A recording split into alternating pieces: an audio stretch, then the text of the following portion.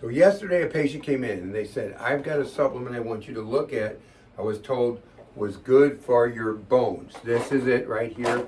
These little gummies. First of all, gummies, I've never seen a gummy that's nutritious. Now there might be some CBD gummies and stuff, but you gotta look at what's in them. So I wrote down some of the things in this. They said it would help her bone. And so let's go over it. This is a scam of the supplement industry to make something cheap, sell it for a high amount of money and make a lot of profit. That's all it is.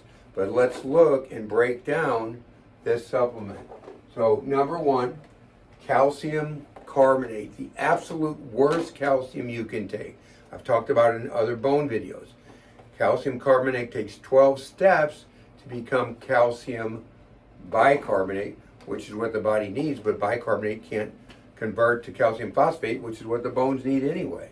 So calcium carbonate is made out of limestone, hard to digest, burns up the hydrochloric acid in your gut.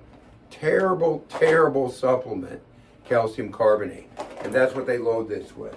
Next, we look at the thing, and they do this to elderly people. A lot of elderly people don't look at the labels, and so they just buy these products.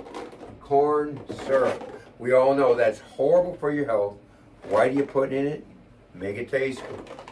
Both sugar, which we know sugar is not good for your health, and salt. Now, if you take Celtic sea salt, it's great for your health. It's 78% of the ocean's minerals. But take table salt, which is in here. They're not going to put sea salt in here. That's not good. Hydrogenated coconut oil, we want to stay away from those. Partially hydrogenated oils, I believe, has been outlawed in the United States. So, corn syrup solids, another thing that just ties in with corn syrup. Why would you put these things in a supplement? A supplement is supposed to give you health. Natural and artificial flavors, always a buzzword. Always when you see natural flavors, it's not natural, it's taken from somewhere synthetically.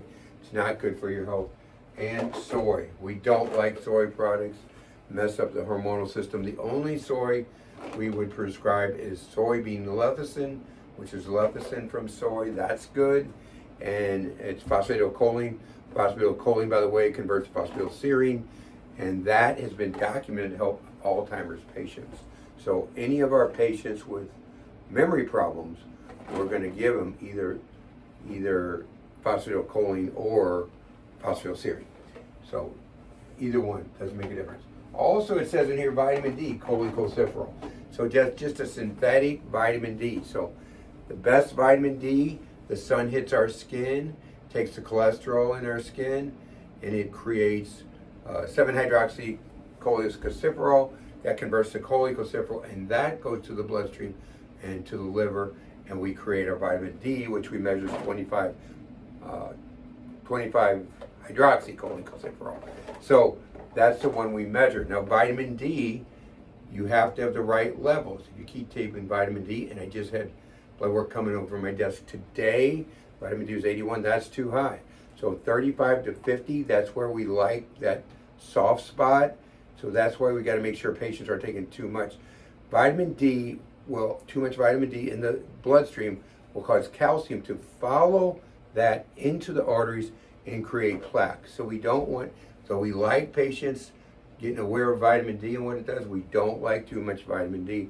And 35 to 50 is where we think healthy levels are. Harvard just came out with a study, says it's only 17.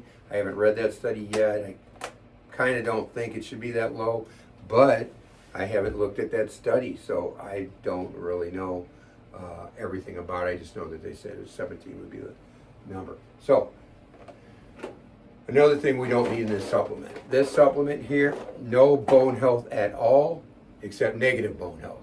So that's not what you want to eat. Eat these gummies.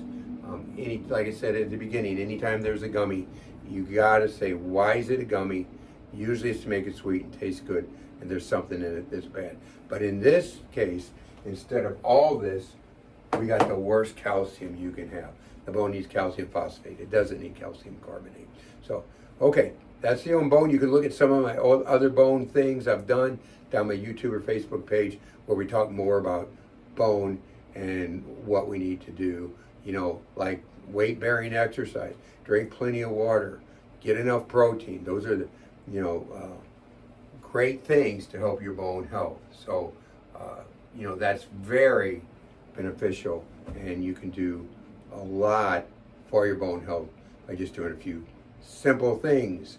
Until next time, make it a healthier life, do the right things, do just a little bit of change today. We call it 1 degree of change, and you will end up having a healthier and better feeling you.